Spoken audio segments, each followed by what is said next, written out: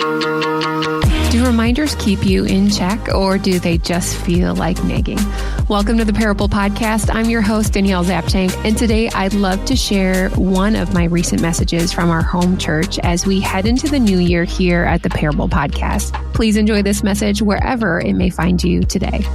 My question for you today is, how can we find joy in the reminder of what is to come? To be honest, I love reminders. I have a ridiculous amount of timers always going off on Alexa. I'm so used to asking her for things that I do it in the car, even though I don't have an Alexa in the car.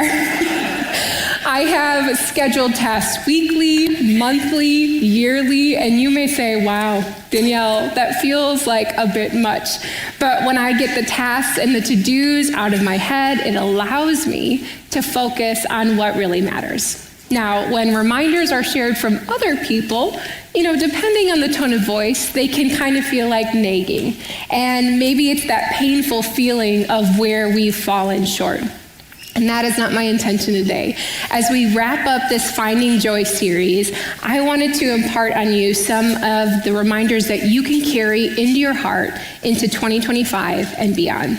These last couple weeks leading up into Christmas, I hope you recognize so many moments of joy in the Christmas story. The angel telling Mary the good news of her role as the mother of Jesus, the lowly shepherds hearing about Jesus being born, the wise men being overjoyed after they saw the baby Jesus after their travels. With all of this joy being thrown around, what happened after the Christmas story? Jesus was just a baby. So the shepherds eventually went back to their flock. The wise men, we know that they traveled away back from Herod back home. And after such a momentous occasion, what was the reminder in it all? Well, tucked into the very beginning of the New Testament, we see the joy of the birth of not of Jesus, but of John the Baptist. John's mom was Elizabeth. It was Jesus' aunt through Mary. And so John the Baptist grew up to be this forerunner for Jesus. And today we're going to help us find joy in the reminder of what is to come. Maybe your December or all of 2024 has been really long, and you are in desperate need for a reminder. Not that fleeting feeling of happiness, but finding joy in the hope of what is up ahead. Now, a reminder can do a few things. It can be something that calls a memory or a thought to mind. It can also be designed to prompt or aid the memory of what is to come. Or the hardest one is when we miss the reminder completely and it passes us by. My intention is that you will leave today with some reminders and the hope of this year that it will be better than the last. During the time of Jesus' birth, God's people have been waiting for a really, really long time for a Messiah, a king that was going to rid them of their oppression. And before Jesus' birth, there was this 400-year period where God was silent. Now, he was still working, but there were no prophets that were speaking on his behalf. And after the Christmas story was over, who continued to remind the people of the good news? So that's at least 4 generations of people holding on to this reminder of what is to come. And I feel like for me, that anticipation after a couple hundred years would fizzle out real quick. But there was someone that was paving the way for Jesus. It was John the Baptist.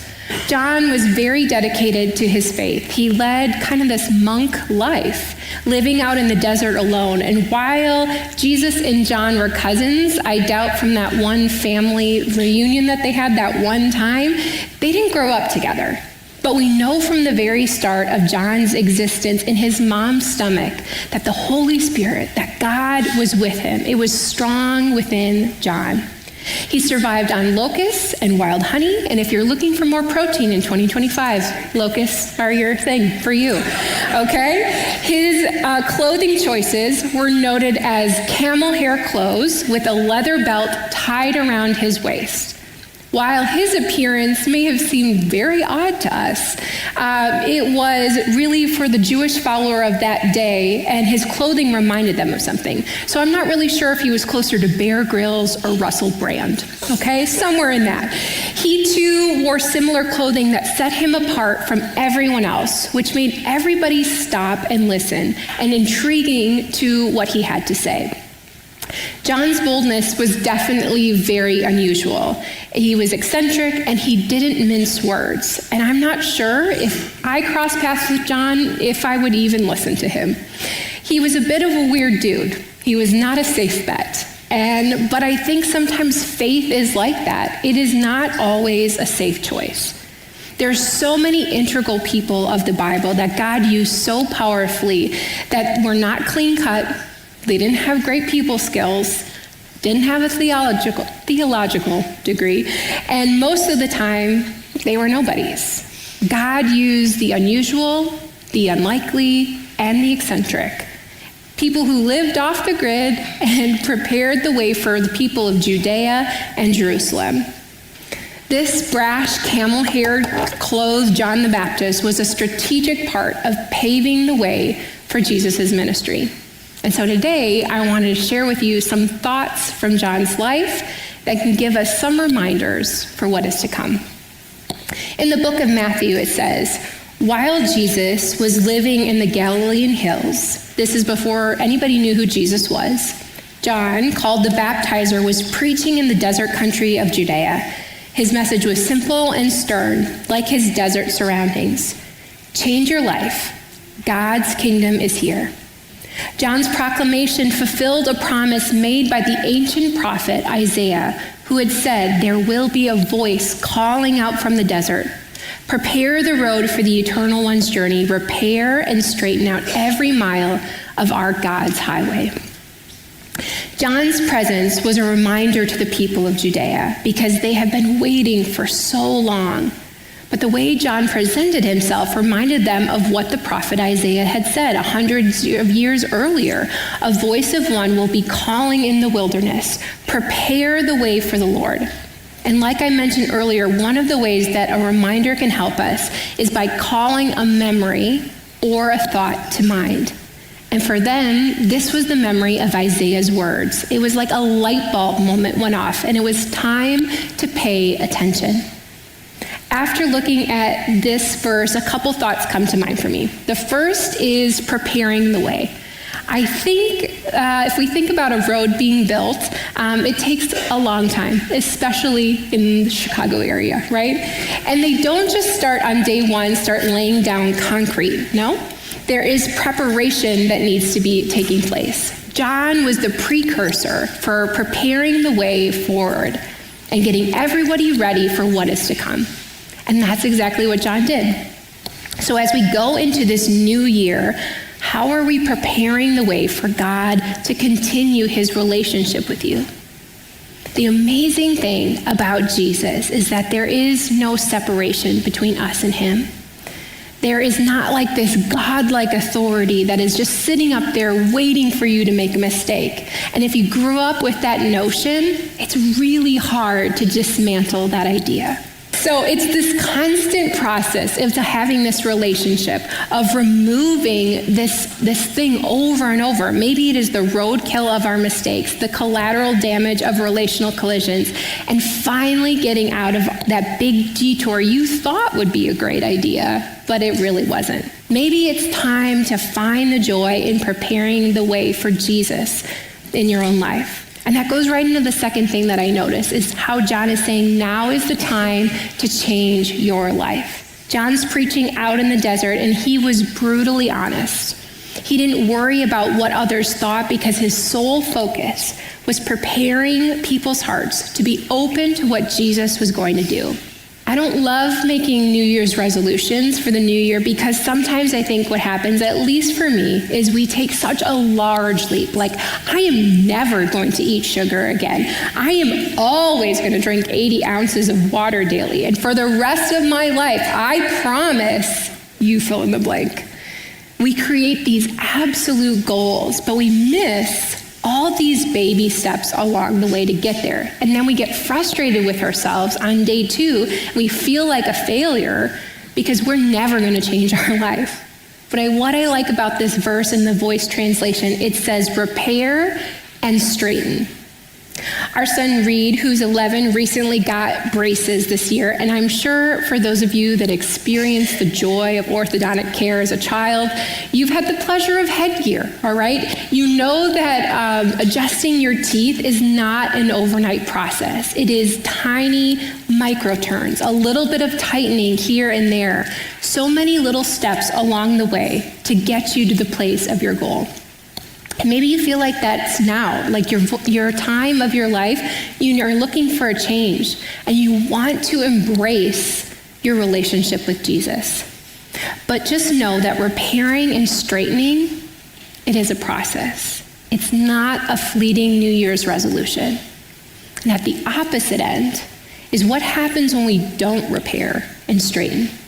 On the surface, we may never even notice like anything is wrong.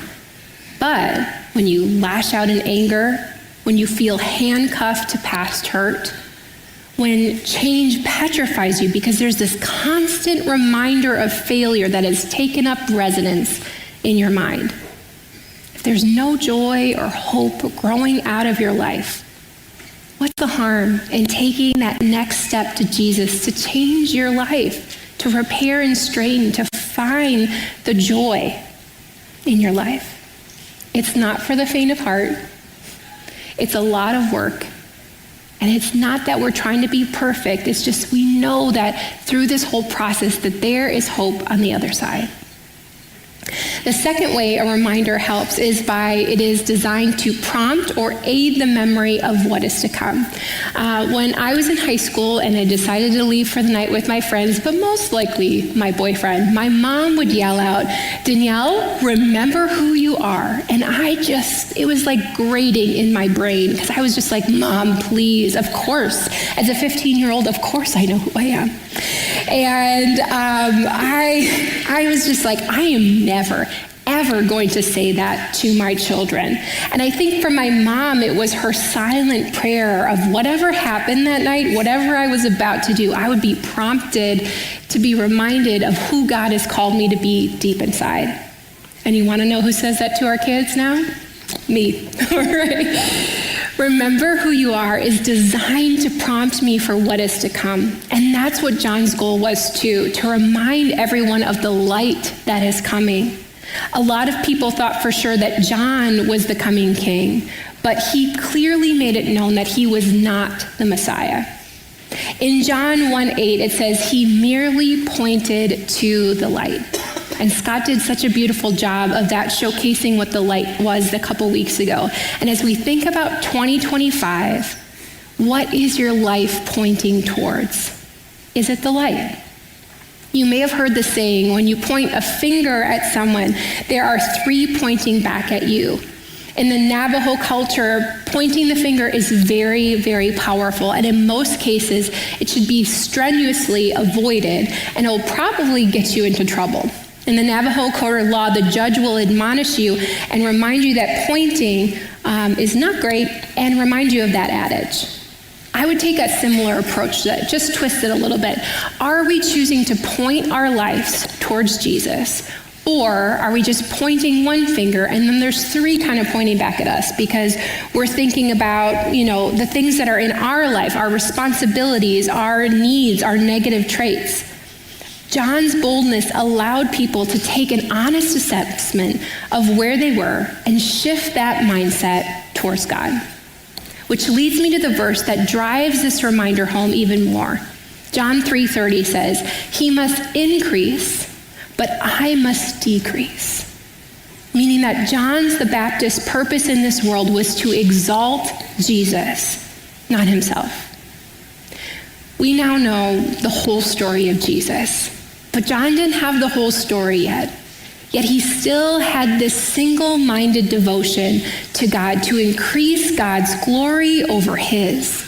And the amazing thing is that we can have that reminder, and we can be that reminder to others. People are listening to you, and they're watching how that light inside of you is playing out in your life. Maybe you can find joy in the reminder of allowing him to increase daily as you decrease. But what happens when we don't get a reminder, or if it passes us by? 12 years ago, our family, around this time, it was Christmas, we decided to go out for dinner, and it was a Mexican restaurant, and we're getting everybody set up. Edie is 2 years old at this time, and I am putting her in the high chair, and there happens, like any good Mexican restaurant, there happens to be chips and salsa on the table. As I'm taking off my coat, I see her reaching for the chips and salsa, and it wasn't just regular salsa, it was like this creamy, kind of looked like a cheese dip. And so I can just see her little paw just grabbing for it and putting it in her mouth, and I'm like, no.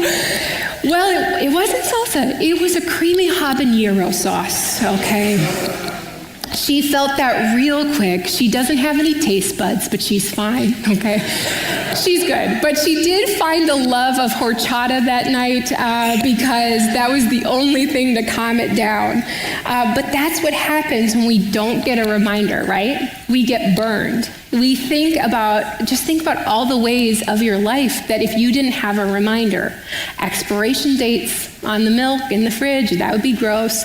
Reminder to pay your mortgage or your taxes. Reminder to go to a doctor's appointment for preventative care. Without a reminder, when we are hurrying along through life, we get caught up in the same old routine, or we're in a moment of desperation, we forget. We lose track of what is important, and we're unintentionally maybe hurting someone else's feelings, or we just simply miss out on the joy. Thankfully, God's reminders don't require us to be perfect or have the perfect circumstances in place. God's reminders are going to find us whether we're looking or not. So what's the reminder that you need as we go into 2025? Is it finding joy in preparing the way for Jesus in your own life? Is it finding joy in repairing and straightening your life? Or is it finding joy in allowing him to increase while you decrease? In college, I drove a white Mercury Topaz. Don't be jealous, okay? It was a really great deal my dad found. There was an older woman that lived down the street. She only ever drove it to the grocery store and back. So it had super low mileage, but that's also when Fast and the Furious came out, and that wasn't the car I was looking for. Also, you can't tell by my outfit today, but I was really in my punk rock era, and so what I thought would be cool at that time was just to put a bunch of bumper stickers all over the back. So they're kind of cheeky, a little fun, but there was one bumper sticker that will always be my favorite.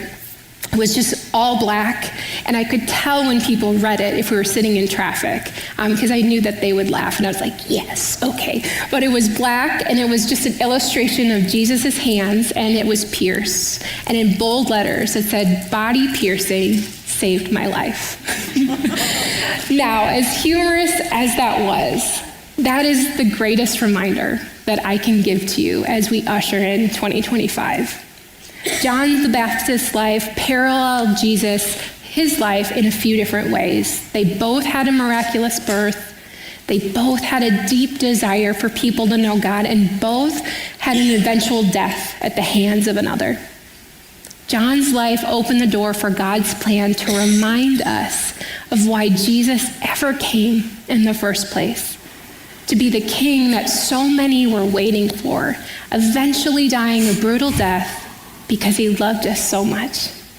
And even though it was our shortcomings, he was pierced.